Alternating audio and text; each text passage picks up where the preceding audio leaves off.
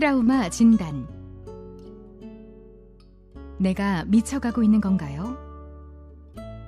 우리가 앉아 있었던 곳에 박격 포탄이 떨어지기 불과 몇 초 전에 우리는 아슬아슬하게 출입문 안쪽으로 뛰어들었다. 먼지와 진흙, 돌 조각들이 우리의 등을 뒤덮었다. 우리는 허둥지둥 정신없이 짧은 복도를 손과 무릎으로 기어서 복도 끝의 구석으로 몸을 피하였다. 그곳에서 손으로 머리를 감싸고 웅크리고 앉아서 폭격이 멈추기만을 기다렸다. 그 15분 동안이 영원처럼 느껴졌다. 나는 2년이 지난 후에야 이렇게 반복된 전쟁 경험들이 내 안에 트라우마 반응을 일으키고 있었으며 후에 외상 후 스트레스 증상으로 나타났다는 것을 알았다. 트라우마와 외상 후 스트레스가 현대인의 삶과 정신뿐만 아니라 전 세계적으로 지울 수 없는 영향을 미쳤다는 것은 매우 안타까운 일이다. 무력 분쟁이 늘어나면서 폭력과 테러, 극심한 빈곤, 자연재해와 인재, 트라우마와 외상 후 스트레스 같은 용어들이 현 인류사를 뒤덮고 있다. 트라우마에 대한 인식이 높아지고 트라우마가 개인과 집단, 그리고 사회 전체에 미치는 악영향에 대한 인식이 높아지면서 의학계는 그 어느 때보다도 깊이 있고 광범위하게 연구하기 시작하였다. 1970년대 말 전쟁의 참혹함이 절정에 이르던 레바논에서 1년 동안 살다가 미국으로 돌아왔을 때 나는 극심한 신체적, 심리적 반응들을 경험하였다. 처음에는 원인을 알 수가 없었다. 끊임없이 위장에 문제가 있었고 심한 피로를 느꼈으며 인생에 대해 경미한 우울증을 보였다. 또 의학적으로는 원인과 치유 방법을 알 수 없는 신체적 통증과 고통을 경험하였다. 이러한 증상들이 내게는 무척 현실적인 고통들이었지만 의학계 전문가들의 진단으로 인정되거나 확인되지 않았기 때문에 나는 내가 미쳐가고 있는 것처럼 느껴졌다. 이러한 모든 상황들은 인생 전반에 대한 초조함과 절제할 수 없는 성급함이 꾸준히 쌓이는 원인이 되었다. 이러한 증상을 잘 보여주는 한 사건이 어느 날 내가 매제 캐시와 함께 백화점에 갔을 때 일어났다. 우리가 백화점에 들어서자마자 백화점 점원이 우리에게 쇼핑카트를 건네면서 환영 인사를 하였다.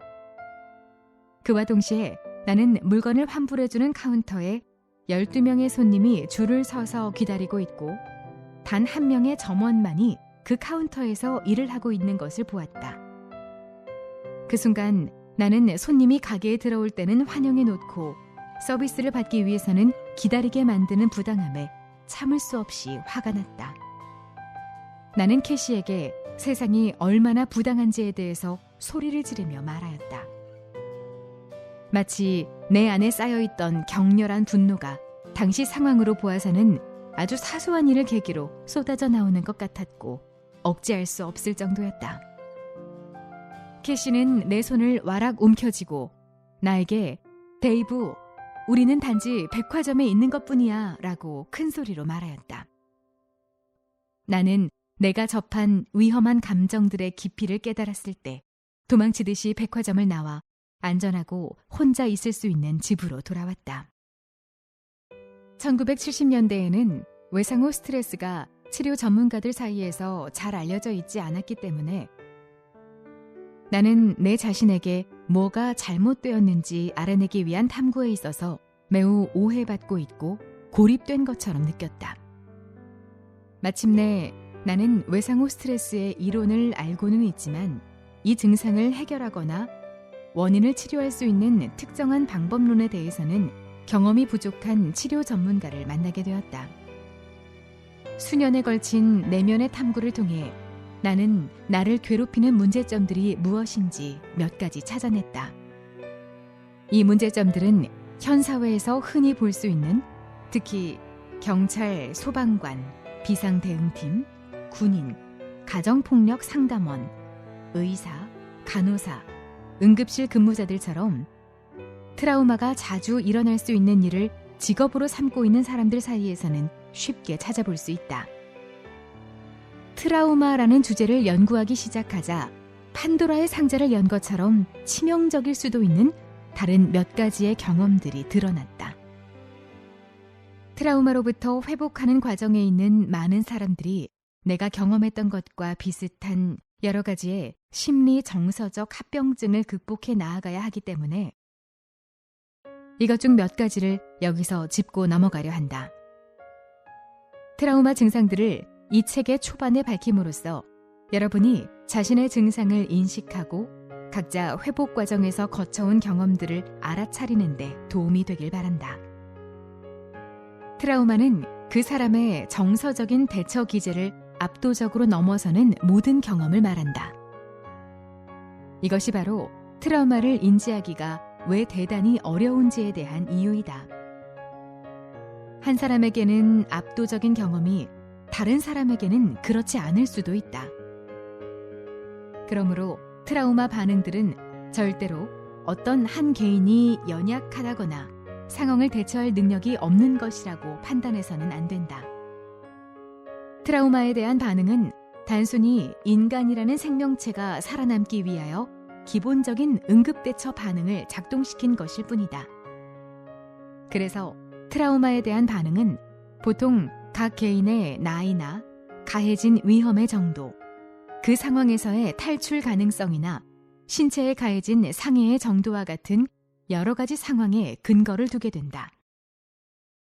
각자가 살아온 인생의 경험에 따라 한 군인에게는 아주 심한 외상의 경험이 되었던 전투 경험이 다른 군인에게는 가벼운 외상의 경험으로 느껴질 수도 있다. 같이 교통사고를 당한 후 한 사람은 수년 동안 매우 불안해할 수도 있고 다른 사람은 단지 몇 달 만에 회복할 수도 있다. 여기서 우리가 인식해야 할 중요한 점은 우리의 반응은 본능적으로 일어나기 때문에 우리가 의도적으로 통제할 수 있는 것이 아니라는 것이다. 우리가 어떠한 상황을 경험하고 그 상황에 트라우마 반응을 하기로 의식적으로 선택할 수 있는 것이 아니다. 이것은 우리의 동물적인 본능이 우리가 그러한 방식으로 반응할 수밖에 없도록 만든 것이다. 많은 사람이 한꺼번에 트라우마를 겪는 경우로는 흔히 지진, 허리케인, 토네이도나 홍수와 같은 자연재해를 들 수 있다.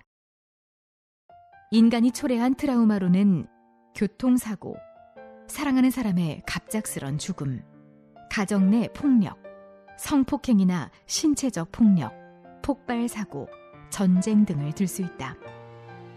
사람들이 이와 같은 항목을 대할 때 많은 경우에 자신들이 살아오는 동안 트라우마로 구분될 수 있는 여러 가지의 경험을 했으나 이런 것들은 누구나 다 경험하는 거야 라고 생각하고 별로 주목하지 않았다는 점을 발견하게 된다.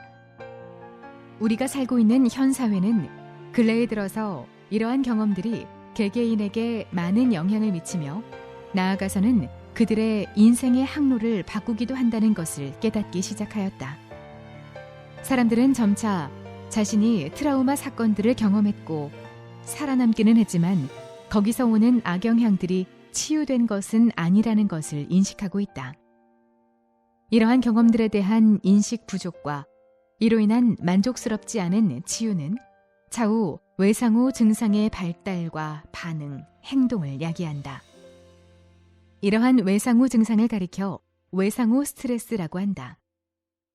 외상 후 스트레스는 괴로운 일이나 압도적인 사건들 후에 느끼는 모든 신체적, 심리적, 정서 불안 장애를 말한다. 이 불안감은 여러 형태로 나타난다. 사람들은 과거를 회상하는 플래시백을 경험하거나 수면 장애, 기억 상실, 집중력 부족 또는 악몽을 꾸거나 상징계 회피 같은 증상들을 경험한다. 하지만 이런 경험들은 언제나 명백하게 나타나는 것이 아니기 때문에 외상 후 스트레스 증상을 겪는 많은 사람들은 고립되고 알려지지 않은 채 가족들과 친지들이 왜 그냥 잊어버리고 살아가지 못하는 거지라고 의아해하는 가운데 고통 속에서 살아가고 있다. 아프리카에 있는 200명이 넘는 전쟁 난민 소년들이 있는 학교의 교직원에게서 나에게 다급한 전화가 걸려왔을 때가 이런 경우의 예이다. 걷잡을 수 없는 분노의 분출, 과잉 행동, 우울증, 고질적인 잦은 결석과 같은 학생들의 극단적인 행동들이 교직원들에게 큰 염려를 불러일으키고 있었다. 나는 제일 먼저 학생들을 전부 불러 모아놓고 몇 가지 질문을 하였다. 첫 번째 질문은 여러분 중 밤새 잠을 잘 자는 사람은 손을 들어보세요 였다. 이 질문에 단 한 명도 손을 드는 사람이 없었다. 왜 잠을 푹 자지 못하느냐고 물어보았을 때 많은 학생들이 악몽이나 괴로운 기억들에 시달리고 있다고 하였다. 여러 가지 끔찍한 생각 때문에 밤새 깨지 않고 잠을 푹 자는 학생이 단 한 명도 없었다. 그리고 잠이 들었다 해도 기숙사에 있는 다른 학생이 악몽을 꾸는 소리를 듣거나 하면 그 근처에 있는 학생들은 악몽을 꾸는 학생을 깨워서 진정시키곤 한다는 것이었다. 학생들과 교직원들 모두에게 질문을 더 해본 결과 학생들이 집중력 결핍과 단기 기억 상실과 같은 다른 외상 후 스트레스 증상들도 겪고 있다는 것을 알 수 있었다. 이 사실은 교직원들에게 엄청난 충격이었다. 학생들이 그렇게 끊임없이 극심한 고통을 참고 견뎌야만 하는 원인인 외상 후 스트레스 증상에 대해서 교직원 중 누구도 알고 있는 사람이 없었다. 이 소년들은 그냥 놓아버리기를 할 수 없었다. 그들은 그냥 그 사건을 극복하고 그들의 삶을 계속해서 살아갈 수 없었다. 비록 그들이 지금은 전쟁터에서 벗어나 안전한 곳에 있지만 내적 심리 상태와 감정의 전쟁은 아직도 격렬하게 계속되고 있었다. 대리 외상은 또 다른 종류의 정신 신체적 체험으로서 생활에 매우 많은 지장을 줄 수 있다. 이 증상은 트라우마 경험을 겪지 않은 사람이 다른 사람의 트라우마 경험에 노출됨으로써 자신의 생각에 변화가 오는 것을 말한다. 이 현상은 처음에 전쟁으로 황폐해진 여러 나라에서 일하고 있던 심리 상담사들과 종교 지도자들, 그리고 의료 종사자들에 의해 연구되기 시작하였다. 이러한 전문직 종사자들은 비록 폭격이나 총격전, 무력 공격의 상황들이 단 한 번 일어났다고 하더라도 그 사건의 상황에 대한 이야기들을 내담자나 환자들 또는 교인들로부터 반복해서 듣게 된다는 점에 주목하였다. 결국에는 전문가들 자신이 초기 트라우마를 직접 겪지는 않았지만 반복해서 간접적으로 이야기를 듣는 것만으로도 누적 효과가 있어서 두려움이나 분노, 기타의 심적 고통을 경험하기도 한다는 것이다. 미국 내에서 흔히 볼 수 있는 이러한 예는 교통사고를 목격하는 것, 다른 사람들이 자연재해에서 살아남은 이야기를 듣거나 텔레비전에서 끔찍한 참사를 시청하는 경우들이다.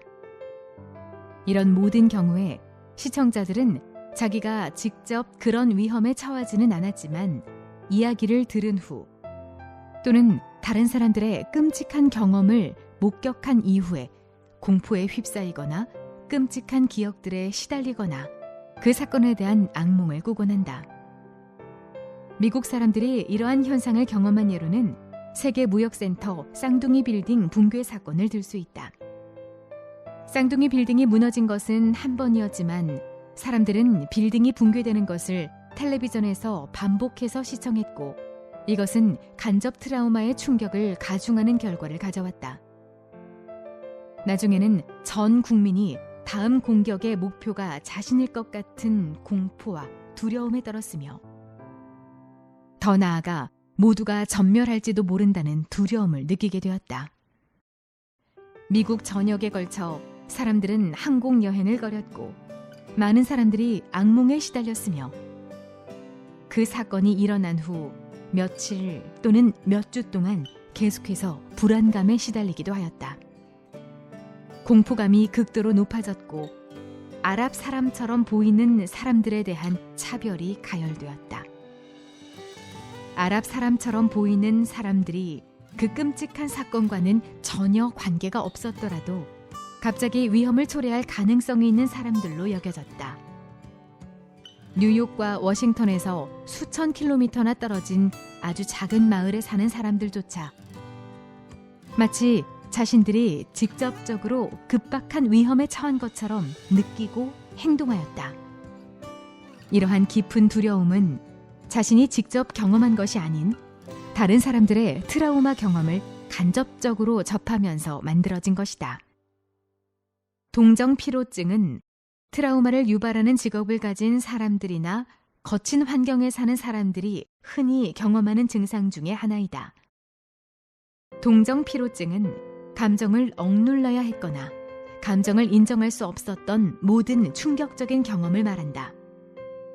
콜럼바인 고등학교의 총격 사건이 아주 적절한 예이다. 많은 학생들이 사살당했고 그 학교 담당 구역 내의 가족들은 수많은 장례식에 연이어 참석해야 했으며 자기 자식이나 이웃의 아이들 병문안을 수도 없이 가야 했다. 또한 그들은 그 지역에 있는 가족과 친구들을 위로하기 위해 방문하였다. 이러한 과정에서 그들은 서로 상대방의 아픔을 위로하기 위하여 많은 경우에 스스로의 감정을 억누르거나 본인이 느끼는 슬픔을 부정하였고 신체가 극심하게 긴장하거나 탈진 상태가 되었을 때 종종 일어나는 무의식적으로 몸이 떨리는 것을 억제하려고 한다는 것을 알았다. 이렇게 몇 주가 지나자 자연히 몸은 기진맥진해졌고 감정은 탈진되었다. 이것은 우리의 몸이 울고 싶은 것을 참으려고 하거나 감정 표현을 억제하기 위한 수단으로 얼굴과 목, 몸통의 근육 조직들을 수축시키기 때문이다. 만약 우리가 이렇게 수축된 상태를 하루 종일, 일주일 내내 혹은 몇 달간 계속 유지한다면 우리의 신체는 매우 피로하게 된다. 이러한 극심한 피로를 풀어주기 위해서는 일단 그러한 일이 일어났을 때 생긴 감정들이 신체를 통해 표출될 수 있도록 놓아두면 된다. 실컷 울어버리거나 충분한 휴식을 취했을 때 몸은 천천히 회복하기 시작한다. 하나의 트라우마 사건이 일어났을 때 여러 가지의 심리 정서적 증상들을 경험할 수도 있다. 이러한 증상들은 몸을 몹시 지치게 만들고 이로 인해 우울증이나 무기력한 상태 또는 정서적 고립을 느끼게 된다.